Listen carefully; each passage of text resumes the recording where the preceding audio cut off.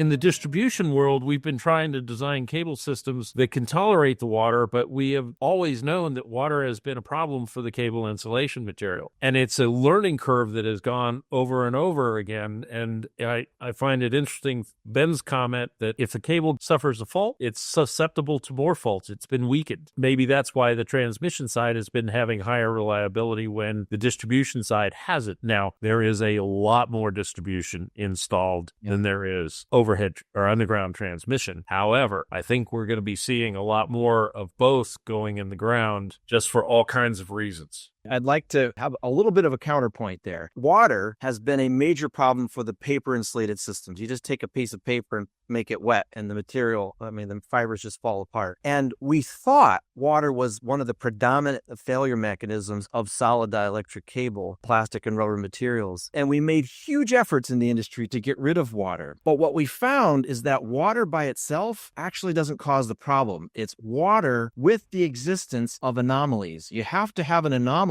which draws the water molecule to that location to create a higher stress in one area, a higher density of moisture, and then have a dry part. So while moisture is still a part, it's not the predominant failure mechanism it used to be with the old paper cables. It's part of the story, but the biggest part of the story is if you didn't have the defect there to begin with, we wouldn't have to even worry about the water, at least for medium voltage. High voltage, sometimes there's some losses we need to worry about. But for medium voltage cable systems, we got rid of the manufacturing defects and the installation defects. We'd be a long way down the road because we're looking at 90% of age systems. When you actually find defects that are on their way to failure, there's an existing anomaly that existed there from day one.